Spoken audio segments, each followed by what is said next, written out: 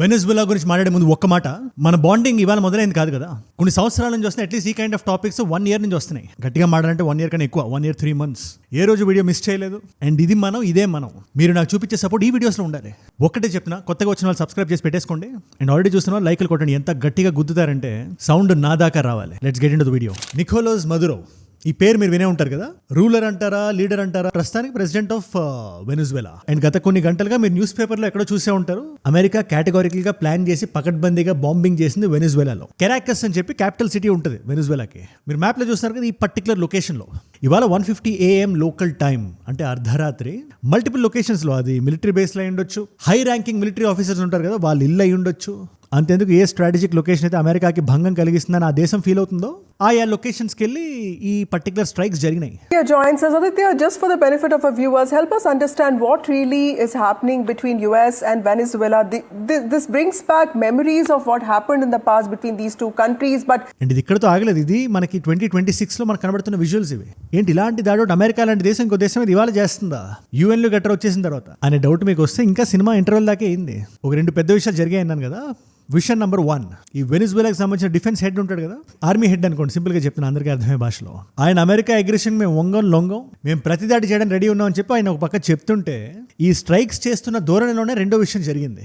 ఈ Nicolas Maduro అనే వ్యక్తి ఎవరైతే ఉన్నారో, ఆయన వైఫ్తో సహా ఆయన లేపుకెళ్ళిపోయి, నేను జోక్ చేయట్లేదు, అర్ధరాత్రి ఆయన్ని ఆయన వైఫ్ని తీసుకెళ్లి ఎయిర్ లిఫ్ట్ చేసి వాళ్ళు అమెరికాకి తీసుకొచ్చారు.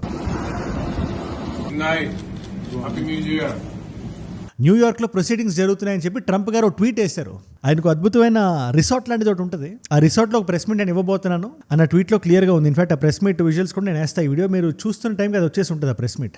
His point is very very clear. America పర్స్పెక్టివ్లో డ్రగ్స్ వెనిజువేలా నుంచి అమెరికా లోపలికి వస్తున్నాయి కాబట్టి మేము ఇలాంటి దాడి నికోలస్ మదురో మీద చేసామని చెప్పి వాళ్ళు అంటున్నారు. కానీ దీని మెయిన్ రీజన్ ఏంటి అని ఎవరికైనా డౌట్ వస్తే, it's very very very very simple. ఇవాల్టి వెనిజువేలా, నికోలస్ మదురో కింద ఉండే వెనిజువేలా, చైనాకి రష్యాకి చాలా మంచి ఫ్రెండ్. ఇన్ఫాక్ట్ ఇదే నికోలస్ మదురో కొన్ని గంటల క్రితం ఆయన పట్టుబడిన ఒక few hours back new year wishes ఈ చైనీస్ అఫీషియల్స్ చెప్తున్నారు, మీరే వినండి.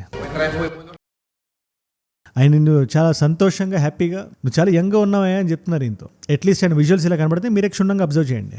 ఇక్కడ మనకి 2 key టేక్అవేస్ ఉన్నాయి. ఆ యుద్ధం ఎలా జరిగింది, ఎయిర్ స్ట్రైక్స్, ఈ డెల్టా ఫోర్స్ ఎలా ఎంత చాకచక్యంగా చేసిందో మనం మాట్లాడుకుందాం. అది చాలా ఇంట్రెస్టింగ్ ఉంటుంది, ఒక సినిమా చూసినట్టే ఉంటుంది అది. బట్ దానికన్నా ముందు దీని వెనకాల ఉండే జియో పొలిటికల్ కోణం ఉంటుంది కదా, అది మీరు అర్థం చేసుకోవాలి. మీకు చిన్న కాంటాక్ట్స్ ఇస్తే, మొన్న నోబెల్ పీస్ ప్రైజ్ ఒక వ్యక్తికి వెళ్ళింది, ఒక లేడీకి వెళ్ళింది. ట్రంప్ గారికి రాలా. ఆయన 7 యుద్ధాలు ఆపారని చెప్పి పదే చెప్పినా, ఇండియా మీద యుద్ధం ప్రకటించేసిన ట్రేడ్ యుద్ధం అనుకోండి, 50% టారిఫ్ వేసి ప్రపంచం మొత్తంలో అత్యధిక టారిఫ్ అది. దాని మీద మనం ఆల్రెడీ చాలాసార్లు మాట్లాడేసాం. బట్ ఆయన ఏం చేసినా, ఏం మాట్లాడినా క్యూట్గా నోబెల్ పీస్ ప్రైజ్ వెనకాల ఆయన అన్వేషణ. కానీ చివరికి అది ఆయనకి వెళ్ళా. ఈ లేడీకి వెళ్ళింది. ఈ లేడీ ఎవరు? ప్రస్తుతానికి నాకు ఎలక్షన్స్ కావాలి వెనిజువేలాలో, నేను నిలబడతా, నేను పోట్లాడతా అని చెప్పి అపోజిషన్ పార్టీ వెనిజువేలాలో ఉన్న ఒక వ్యక్తి. ఆవిడ డెమోక్రటిక్ రైట్స్ కోసం వెనిజువేలాలో పోరాడుతున్నారని చెప్పి పీస్ఫుల్ గా ఆవిడకి ప్రైజ్ ఇచ్చారు. సో ఈ పార్టీ ఏదైతే ఉందో కొంచెం ప్రో అమెరికా ఉంటుంది. ఈవిడ కూడా ఈ నోబెల్ పీస్ ప్రైజ్ ని ట్రంప్ గారు నేను డెడికేట్ చేస్తానని మీనింగ్ వచ్చినట్టు మాట్లాడారంటే మీరే అర్థం చేసుకోవచ్చు. ఇప్పుడు రూల్ చేస్తున్న Nicolas Maduro is Russia and Chinese friend. అంత ఇన్ఫ్లుయెన్స్ సౌత్ అమెరికాలో ఉండడం ఖచ్చితంగా డీజేటీ గారికి నచ్చదు. ఈ జియోగ్రఫీ కూడా మనం మాట్లాడాలి.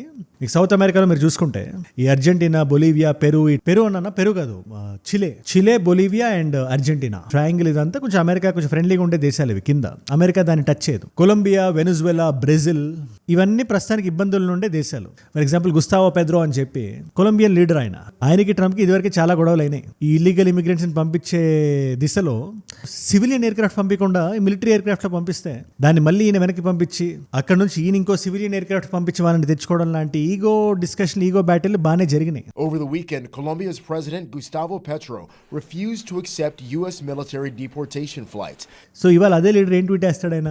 ట్రంప్ గారిని ఇలా వదిలేస్తే నెక్స్ట్ మా దేశం మీదకి వస్తాడు, ఖచ్చితంగా ఒక ఎమర్జెన్సీ UN మీటింగ్ జరగాలి, ఇది ఎలా చేస్తారు ఇది అని చెప్పి ఒక పక్కన ఆయన క్వశ్చన్ చేస్తున్నారు. ఎందుకు? వన్స్ వెనిజువేలా అయిపోయిన తర్వాత ట్రంప్ గారు పడేది గుస్తావో పెద్రో మీదే అని చెప్పి నేను కాదు, డీజేటీ గారే పదే చెప్పారు.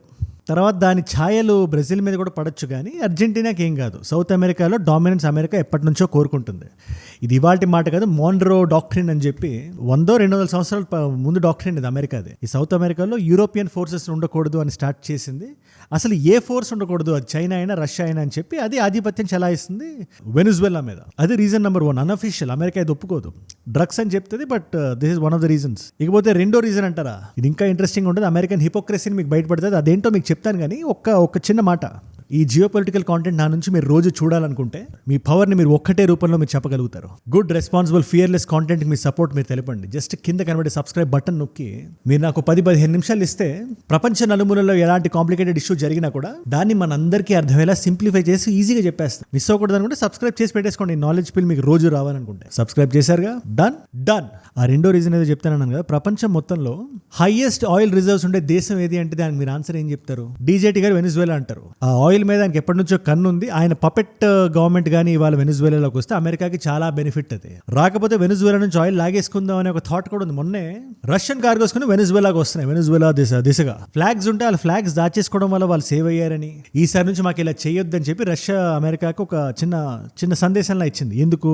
రష్యన్ ఆయిల్ అంటే వెనిజువేలా వాటర్ దగ్గర కనబడితే మేము లాగేసుకుంటాం, అది మా ఆయిల్ అని ఒక ఆధిపత్యాన్ని అమెరికా స్టార్ట్ చేయడం మొదలుపెట్టింది. ఇన్ఫాక్ట్ ఇంటర్నేషనల్ వాటర్స్ లో వెనిజువేలా కార్గోస్ ఏమైనా కనబడితే అమెరికన్ హెలికాప్టర్స్ వెళ్ళి ఆర్మ్డ్ పీపుల్ని డిప్లాయ్ చేసి ఆయిల్ లాగేసుకుని వెళ్ళిపోతున్నారు. ఒకప్పుడు కార్గోస్ లో పైరేట్స్ ఇలా చేసేవాళ్ళని చెప్పి మనం మాడుకునేవాళ్ళం 1700s, 1800s లో. ఇది ఇప్పుడు జరుగుతుందంటే ఇవాటికి నాకు ఆశ్చర్యంగా ఉంది. Seized a tanker on the coast of Venezuela, large tanker, very large. Anyways, అసలు ఈ దాడి ఎలా జరిగింది అనే డౌట్ మీకు వస్తే డెల్టా ఫోర్స్ అని ఉంటుంది మన దేశంలో, ఒక స్పెషల్ ఫోర్స్ అని ఉంటుంది కదా. ఫర్ ఎగ్జాంపుల్ ఏదైనా ఒక టఫ్ ఆపరేషన్ మనం చేయాలంటే స్పెషల్ స్కిల్ సెట్ ఉండే జనాల్ని మనం పంపిస్తాం. హైలీ ట్రైన్డ్ ఉంటారు, వాళ్ళు ఫుల్ ప్రెసిషన్తో పనిచేస్తారు. అలాంటిది అమెరికాలో డెల్టా ఫోర్స్ అని ఉంది. This delta force is very very very very strong. In fact నేనే స్టన్ అయ్యా. ఇలాంటి ఆపరేషన్ వాళ్ళు కండక్ట్ చేయగలిగారా ఇంత చాకచక్యంగా, ఇంత రేజర్ షార్ప్గానే? మీరే ఆలోచించండి, ఒక దేశంలోకి వెళ్ళి మల్టిపుల్ లొకేషన్స్కి వెళ్ళి ఎయిర్ స్ట్రైక్స్ చేసి ఇదే డెల్టా ఫోర్స్ దిగి టార్గెట్స్ దగ్గరికి వెళ్ళి టార్గెట్ ప్రెసిడెంట్ అయినా కూడా ఎత్తుకొచ్చేసి అమెరికాలో నిలబెట్టారు. ఇవాళ అది ఎంత కష్టమైన పనో తెలుసా? దాని అమెరికాని మనం హిపోక్రసీని మనం ఎంత తిట్టినా కూడా వాళ్ళ చాతుర్యాన్ని మనం మెచ్చుకోవాలి. ఇక్కడ తర్వాత ఇరాక్లో, లిబియాలో, ఆఫ్ఘనిస్తాన్లో అమెరికాకి ఎప్పుడు ఎక్కడ ఎలాంటి పని చేయాలన్నా ఈ డెల్టా ఫోర్సే దిగుద్ది. ఆ డెల్టా ఫోర్సే బాంబింగ్స్ ఎగ్జిక్యూట్ చేసింది మల్టిపుల్ లొకేషన్స్ లో. సివిలియన్స్ ఇవాళ ఇబ్బంది పడుతున్నారు వెనిజువేలాలో, దాన్ని నేను కాదనట్లేదు. అండ్ మోర్ ఇంపార్టెంట్లీ ఏ దేశం కూడా ఇది చూడాలనుకోదు. ప్లస్ వెనిజువేలా ఇవాళ బయటకు వచ్చి సడన్ గా నికోలస్ మదురో దొరకముందు ఒక వెరీ ర్యాండమ్ స్టేట్మెంట్ చేసింది. ఇది అమెరికా చేయట్లేదు, ఇది ఎవరు చేస్తారో మాకు తెలియదు, అందరికి క్లియర్ తెలుస్తుంది, బట్ స్టిల్ ర్యాండమ్ స్టేట్మెంట్ అది. అమెరికా కూడా దానికి ఒప్పుకోదు. అండ్ వన్ మోర్ థింగ్, ఆ విజువల్స్ గట్రా చూస్తుంటే మనకి ఆపరేషన్ సింధూర్ జరిగినప్పుడు అర్ధరాత్రి తెల్లారిందా అనే ఒక పథకాన్ని మనం పాకిస్తాన్ లాంచ్ చేసాం కదా, నూర్ ఖాన్ బేస్ దగ్గర కానీ లేదా మల్టిపుల్ అదర్ ఎల్ఐటి అవుట్లెట్స్ దగ్గర కానీ నీకు సడన్ గా డే లైట్ వచ్చినంత వెలుగు వస్తుంది. అలాంటి దాడి జరిగింది ఇవాళ వెనిజువేలా మీద. అండ్ మీరు జియోగ్రఫీ చూసుకున్నా కూడా సౌత్ అమెరికా మీద అమెరికన్ కానీ ఎప్పటి నుంచో ఉంది. అమెరికా దగ్గర డబ్బులు ఉన్నాయి, స్కిల్ ఉంది. సో మొత్తం సౌత్ అమెరికన్ దేశాలన్నీ అమెరికన్ చెప్పు చేతులు అమెరికన్ వసాల్ నేషన్స్ లో ఉండాలి. అట్లీస్ట్ చైనీస్ వసాల్స్ లో అయితే ఉండకూడదని చెప్పి అమెరికా భావిస్తుంది. సరే, అది American ideology, American nation first అని వాళ్ళు పెట్టుకున్నారు, అది ఓకే. కానీ దానికి వాళ్ళు చేసిన యాక్షన్ ఏదైతే ఉందో అది ఎంతవరకు కరెక్ట్ అని చెప్పి నేను కాదు, అమెరికన్ న్యూస్ పేపర్సే రాస్తున్నాయి ఇవాళ. CNN కానీ, న్యూయార్క్ టైమ్స్ కానీ.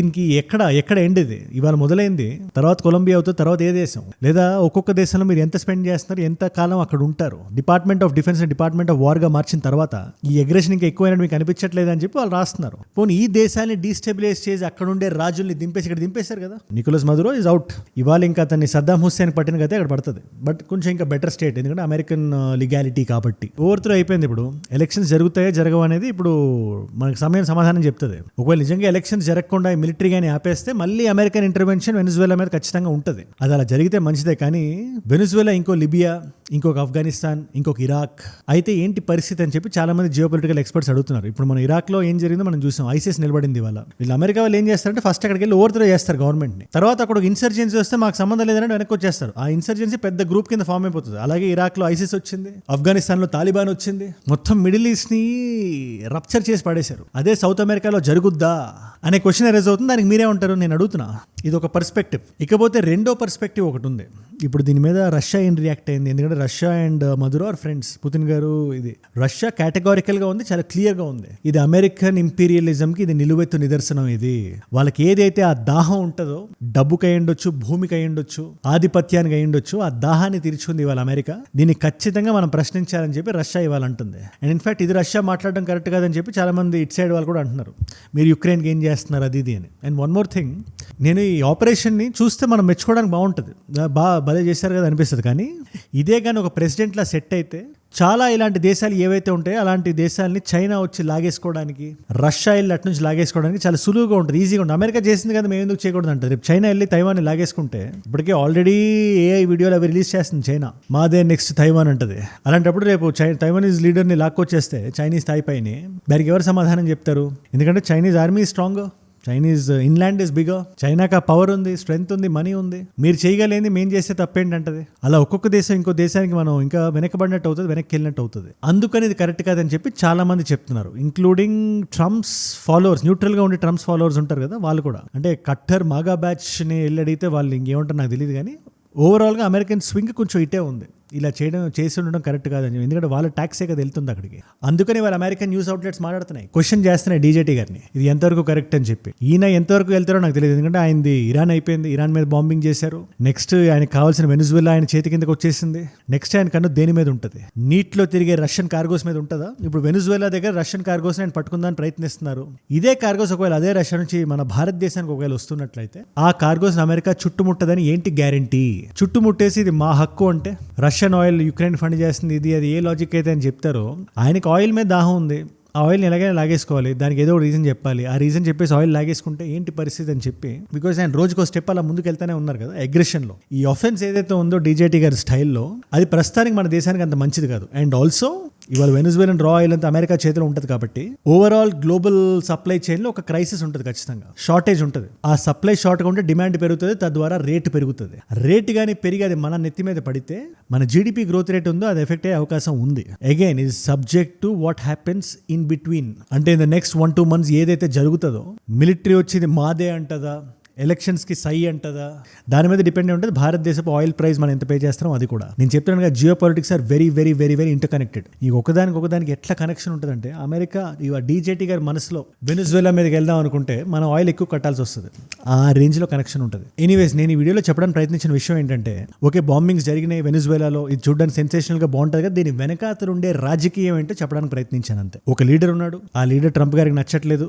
ఎందుకంటే ఈ లీడర్ చైనాతో రష్యాతో ఫ్రెండ్స్ లా ఉన్నాడు, ప్లస్ కొంచెం డిక్టటోరియల్ టెండెన్సీస్ ఉన్నాయి, అమెరికా మాట వినట్లేదు. డైరెక్ట్ గా హెలికాప్టర్లు వేసుకొచ్చి తీసుకెళ్లిపోయారు. సింపుల్ గా అందరికి పిట్ట కథలా చెప్పాల్సి వస్తుంది. తద్వారా వెనిజువేలాకి ఇవాళ ఫ్యూచర్ కనబట్లేదు, ఒక వ్యక్తికి ఇంకో వ్యక్తి నచ్చలేదు కాబట్టి. ఇది సింపుల్ బ్యాక్ స్టోరీ. తద్వారా వస్తున్న రిపర్కషన్స్ కూడా మీకు ఎక్స్ప్లెయిన్ చేశాను. ఇప్పుడు ఏమవుతుందంటే, ఒక మినీ ఎర్త్ క్వేక్, ఒక మినీ ట్రెమర్ ఖచ్చితంగా వస్తుంది. దీన్ని అందరూ ఖండించడం మొదలు పెడతారు, దీని గురించి డిస్కషన్ నడుస్తుంది, దాని మీద డీజేటీ గారు రియాక్ట్ అవుతారు. అలాంటి ఎటువంటి కొత్త అప్డేట్ వచ్చినా కూడా మన జియో పొలిటికల్ వీడియోలో అది కవర్ అయిపోతుంది. అందుకే నేను చెప్తుంటా, ఈ వీడియోస్ని ఒక వెబ్ సిరీస్లో మీరు చూడండి, కంటిన్యూస్గా చూస్తుంటే మీకు ఒక ఫ్లో వచ్చేస్తుంది. ఏ దేశం ఎక్కడుంది, ఏ దేశపు క్యాపిటల్ ఏంటి, ఆ క్యాపిటల్లో ఏం జరిగింది, తద్వారా మనకేంటి రియాక్షన్, మీకు అర్థమవుతుంది కదా. ఏ లీడర్ మైండ్ సెట్ ఎప్పుడు ఎలా ఉందో మొత్తం జియో పొలిటికల్ ల్యాండ్స్కేప్ మారిపోతుంటుంది. దానివల్ల మీకు దీని మీద ఏం చెప్పాలన్నా నాకు కింద కామెంట్స్లో ఖచ్చితంగా రాయండి. ఇవాళ మల్టిపుల్ చాయిస్ క్వశ్చన్ మీ అందరికీ, ఒక టర్కిష్ ఇన్ఫ్లుయెన్సర్ ఈ నికోలస్ మదురాతో ఒక వీడియో చేస్తూ బాగా వైరల్ వెళ్ళింది నెగిటివ్గా. మీ దేశంలో జనాలు ఆకలితో అలమటిస్తుంటే నువ్వు ఇట్లాంటి ఫుడ్ తింటావా, ఇంత ఇదిగా ఉంటావు, ఇంత లగ్జూరియస్గా ఉంటావా అని చెప్పి. ఆ టర్కిష్ ఇన్ఫ్లుయెన్సర్ ఎవరు? మీకు చిన్న క్లూ ఇస్తే అతన్ని సాల్ట్ బే అని కూడా అంటారు. అతని యాక్చువల్ పేరేంటి? Option A is Burak Ozdemir, option B is Nasret, option C is Enes Batur, option D is Kerim Can. మీకు సమాధానం తెలిస్తే కింద రాయండి. తెలుసుకుందాం అనుకుంటే ఇన్స్టాగ్రామ్కి వచ్చేసేయండి, అజయ్ ఫ్రమ్ ఏజుడ్ అని ఉంటుంది. ఏదైనా వీడియో ఐడియా టాపిక్ నాకు ఇచ్చి నేను మాట్లాడాలని చెప్పి మీరు అనుకున్నా, నాతో ఇంటరాక్ట్ అవుదాం అనుకున్నా, నా లైఫ్లో నా చుట్టూ ఏమైనా జరగాలనుకున్నా, మీరు ఖచ్చితంగా ఇన్స్టాగ్రామ్కి వచ్చి ఫాలో కొట్టండి. Be a part of the community, tight knit community. మీరు అక్కడ చెప్పేది ఇక్కడ వీడియోస్లో వస్తుంది. అండ్ గ్లోబల్ అన్ఫిల్టర్డ్ అని చెప్పి we have 2 other channels. Me non Telugu ఫ్రెండ్స్కి నా కైండ్ ఆఫ్ వీడియోస్ మీరు షేర్ చేయాలన్నా, fitness fashion life style kind of content నా నుంచి మీరు కన్స్యూమ్ చేద్దామన్నా కూడా it's a great place. Definitely రండి. అండ్ మీరు ఇక్కడ దాకా ఈ వీడియోలో వచ్చారంటే నా వీడియోస్ మిమ్మల్ని ఆకట్టుకుంటున్నాయి, ఒక వాల్యూ పొందుతున్నారు. Thank you so much for that. మీరు ఇస్తున్న వాచ్ టైం, రిటెన్షన్ ఉంది కదా, ప్రాణం పెట్టి నన్ను పనిచేయడానికి, రోజు నిర్భయంగా నిర్మోహమాటంగా మాట్లాడడానికి నన్ను ప్రేరేపిస్తుంది, ప్రోత్సహిస్తుంది. దానికి మీరే నా ప్రేరణ, you are my inspiration. In fact ఇలా డైలీ చూడడం వల్ల కొన్ని లక్షల మందికి వీడియోస్ రీచ్ అవుతున్నాయి డైలీ. అలాంటి కొత్త వాళ్ళు మీరుగానే ఉంటే నాకు కింద కనబడే సబ్స్క్రైబ్ బటన్ నొక్కి పెట్టేసుకోండి. ఏం లేదు, మీరు జస్ట్ ఆఫీస్ నుంచి కాలేజ్ నుంచి వెనక్కి వచ్చిన తర్వాత మీరు పడుకునే ముందు మీ ఫోన్ ఓపెన్ చేస్తే, ఓకే జియో పొలిటికల్గా ఇలా జరుగుతుంది, లేదా మనకు లోకల్ న్యూస్ ఏమైనా జరిగితే దాని మీద నా పర్స్పెక్టివ్, ప్రపంచంలో ఏ నలుమూల మనకు లోకల్ నుంచి గ్లోబల్ దాకా సింపుల్గా ఒక బ్రదర్ మాట్లాడుతున్నాడు మీకు చెప్పేస్తాను అంతే. ఒక నాలెడ్జ్ పిల్ల మీకు వచ్చేస్తుంది. సబ్స్క్రైబ్ చేశారుగా, డన్. నేను మళ్ళీ మిమ్మల్ని రేపు ఇంకో వీడియోతో కలుస్తా. మనందరం కలిసి పెరగాలి, కలిసి ఎదగాలి. Let us all grow together, let us all rise together, rise above ignorance, rise above arrogance, rise above hate. ఏజుడ్ అంటే మనం. జై హింద్, జై భారత్, జై ఆంజనేయ, ఓం నమః శివాయ.